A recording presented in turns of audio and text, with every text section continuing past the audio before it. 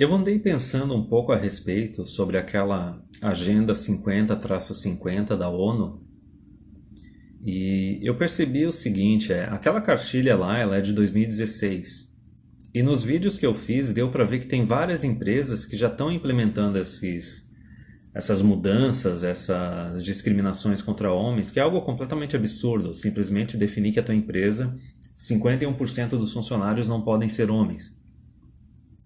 E daí eu me toquei do seguinte, se essa cartilha é lá de 2016, então esse material já devia estar sendo formulado lá em 2014, 2015. E para já ter empresas naquela época, em 2016, já implementando aquilo, quer dizer que já estava indo por trás, assim, por debaixo dos panos há muito mais tempo. E daí eu lembrei que bem antes dessa Agenda 50-50 teve outra agenda da ONU, que era aquele He for She, que é mais antigo ainda. Só que não era algo tão declarado, tão aberto. Simplesmente falavam que não, a gente quer que as empresas deem mais espaço e oportunidade de crescimento para mulheres e que as empresas e os diretores, presidentes e CEOs se comprometam com a igualdade e tudo mais. Mas provavelmente os resultados que eles conseguiram com o He for She não foram bons o suficiente e resolveram agravar o negócio mais ainda na Agenda 50-50. Que, como eu coloquei nos vídeos, é algo bem absurdo. E daí eu fui me lembrando assim de outros casos, mas assim o que eu quero discutir nesse vídeo é sobre como não só isso afeta o ambiente interno das empresas, como isso afeta bastante a indústria do entretenimento. E tu consegue ver como isso está sendo implementado há bem mais tempo, essa igualdade forçada. Por exemplo, eu sei que outros países da América do Norte e da Europa, eles têm cota para mulher em universidade, em empresas privadas já há mais tempo, desde o final da década de 90, começo dos anos 2000. Só que era aquela cota um pouco mais leve, não era uma cota de 51%, era uma cota de 20%, 30%, continua sendo errado igual. Outra hora eu vou fazer um vídeo dizendo por que cota é algo completamente imoral, mas enfim.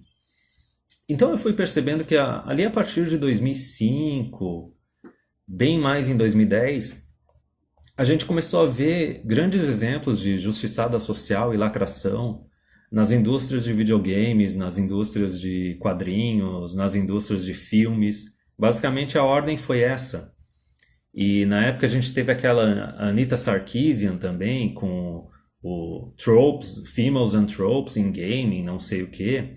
Que ela começou a falar umas coisas absurdas, que os jogos de videogame são sexistas e não tem espaço para mulher. E um monte de gente comprou o pato dela. E quando saiu o vídeo dela, eu que jogo videogame desde a época da Atari, eu falei, cara, isso é ridículo, é absurdo. A gente tem desde a época do Mega Drive, lá do Streets of Rage, mulheres nos videogames. A gente tem no Golden Axe mulheres nos videogames. Antes disso mesmo, o primeiro Metroid, no final do jogo, aparecia que a Samus era uma mulher. Então, na verdade, assim, não é que o conteúdo estava errado. Eles queriam um conteúdo completamente feminista e eles queriam cota para mulher, porque começaram com aquela ideia que, assim, não, se a gente vai ter personagem mulher numa mídia, seja jogos, quadrinhos ou filmes, o roteirista tem que ser mulher. O diretor tem que ser mulher, é uma bola de neve. Então eu vou falar nesse vídeo a respeito da indústria de jogos, a de quadrinhos e a de filmes, e eu vou seguir por essa ordem. Pela indústria de jogos, o primeiro exemplo que a gente pode ver é a E3 de 2018. Teve as anteriores, essa série atual do Tomb Raider, parece que ela fez bastante sucesso, já desde lá de 2013, quando fizeram essa revivada na série. Só que tem outros exemplos mais absurdos. E daí tu consegue ver que nessa E3 de 2018, não é só aquele negócio assim, não, vamos inserir algumas personagens mulheres, algumas coadjuvantes mulheres, ou até algumas co-protagonistas mulheres. Não, o negócio foi forçado, tipo, a gente vai colocar um monte de mulher protagonista e a clientela, se gostar, que goste, se não gostar, dane-se. E daí eles criam aquele discurso que sim, não, existem mulheres gamers também. Existem mulheres gamers assim de Candy Crush Saga, entendeu? De Farmville, de jogos sociais de plataforma Android. Agora, quantas mulheres são mulheres gamers de jogar computador, de ter um PlayStation, de ter um Xbox? Eu acho que não chega nem. Não deve chegar a uns 20%, talvez tenha subido para uns 10, 15%. Só que desde ali do ano 2000 até o ano 2010 era 5% das mulheres, entendeu? Então toda hora que eles queriam forçar, eles faziam uma estatística falsa. E o maior exemplo disso que a gente pode ter é o Battlefield 5, que o Battlefield ele tá tomando uma surra agora do Call of Duty, do Red Dead Redemption, e eu não lembro qual é o outro jogo, assim. Tem 3 jogos grandes saindo em outubro, e a EA andou fazendo bastante besteira com loot boxes.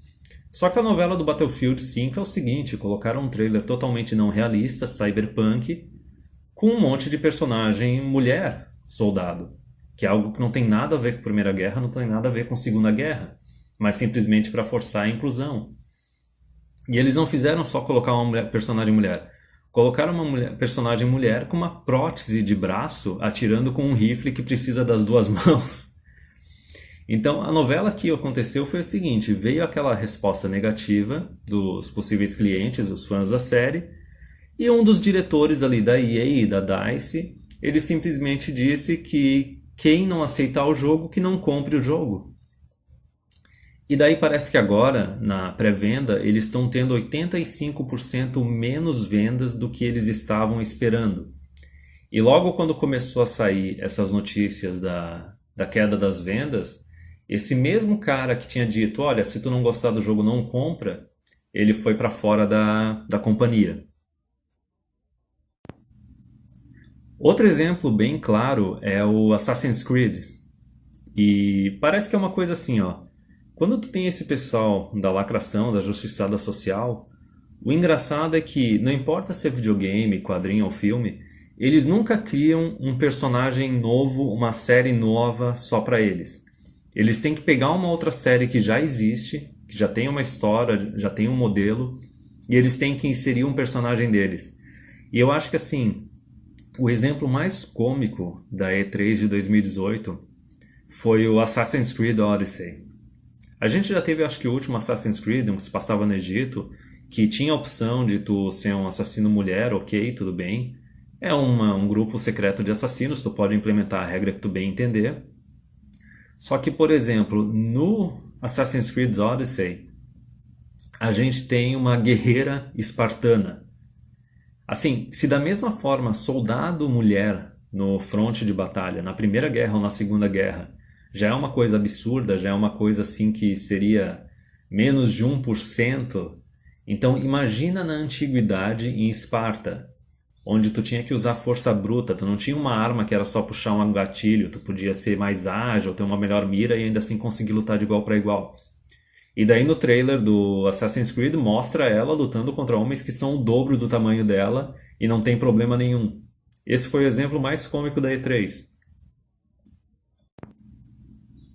Mas prosseguindo na mesma semana, a gente teve o exemplo do Last of Us 2, que daí uma personagem que era uma das personagens do primeiro jogo da série, ela vai ser a protagonista do segundo jogo.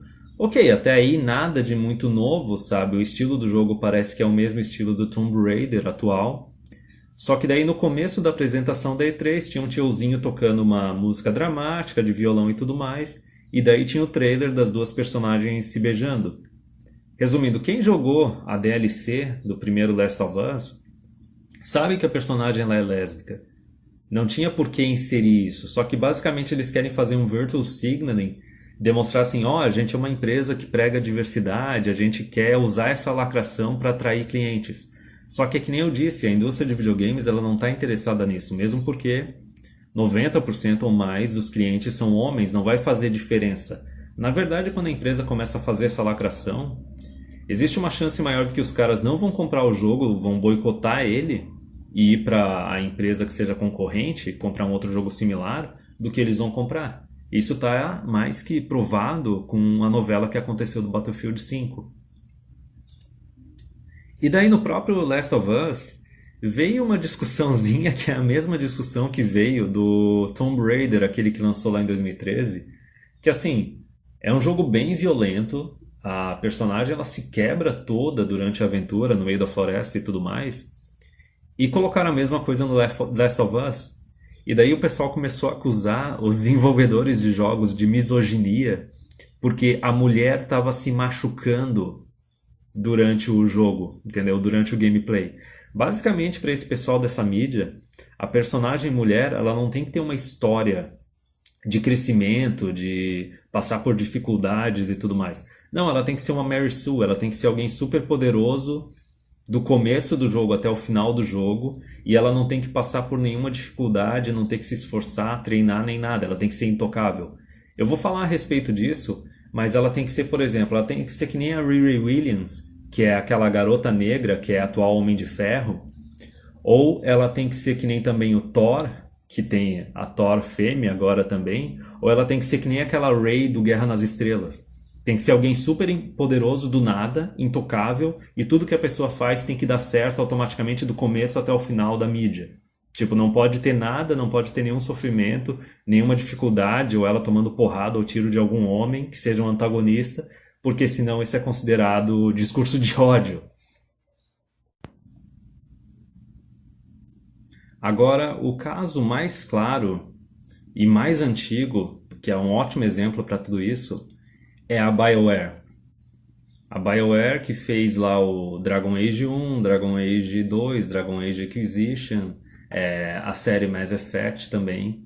E daí a gente consegue ver que assim, ó, a partir do Dragon Age 2 e a partir do Mass Effect 2, a gente começou a ver uma justiçada social dentro da empresa. Por exemplo, a história do Dragon Age 2, e não só os modelos 3D dos personagens e tudo mais, as texturas, pioraram drasticamente. E o roteiro se tornou bem mais simples. E daí, por exemplo, no caso do Dragon Age 2, a roteirista do jogo, colocaram uma mulher para ser a roteirista do jogo, forçando a vaga lá para ela, e acaba que a mulher ela não tinha um mínimo de experiência com videogame. Ela mesma apareceu numa declaração, assim, numa entrevista, falando que para ela, se o jogo fosse só diálogo, ok, para ela estava ótimo, não precisava ter combate, não precisava ter item nem nada. E daí, no caso, isso era no Dragon Age 2. No Dragon Age Inquisition, o pessoal fala também que virou uma lacração forçada ainda mais, entendeu? De gay, lésbica, trans e gênero fluido e tudo mais e bababá. Só que eu não posso falar muito a respeito porque eu não vi muito e não joguei. O Dragon Age 2 eu vi jogarem, achei uma porcaria, só joguei o 1. E a série Mass Effect eu joguei um pouco do 1 e do 2, né? O 1 era muito bom, o 2 ele ficou um pouco mais ação, menos RPG. Só que daí o outro caso que aconteceu foi no Mass Effect Andromeda. No Mass Effect Andromeda, mesma coisa, parece que a mulher que era responsável pela equipe de animação dos personagens, ela também estava lá só por cota, ela não tinha formação na área, e daí o resultado quando o jogo saiu foi um fiasco. Não só isso, parece que assim, os modelos de personagem masculino ficaram legais, ficaram atraentes. Só que tanto nesse Mass Effect quanto nos Dragon Age anteriores, as personagens femininas assim ficaram uma coisa completamente masculina, bem travecão, ou uma coisa simplesmente feia pra caramba. Na época até o negócio virou piada porque pegaram, por exemplo, o Mass Effect Andromeda e compararam com o primeiro Mass Effect, que tinha saído 10 anos antes. E daí mostrava que parece que o negócio ocorreu um retrocesso, entendeu? Na qualidade do jogo. Agora pensa no salto de hardware e de tecnologia em 10 anos, especialmente na área de TI. E daí nós temos vários memes a respeito, comparando, por exemplo, empresas que não seguem essa cartilha de justiçada social. E daí o pessoal pega várias imagens, por exemplo, do Dragon Age ou do Mass Effect e comparam com imagens do Witcher, que é uma empresa lá da Europa Oriental, que não tem nada a ver com essas cartilhas e tudo mais, e mesmo com menos recursos, sendo uma empresa menor e menos conhecida, consegue fazer um produto de qualidade bem superior.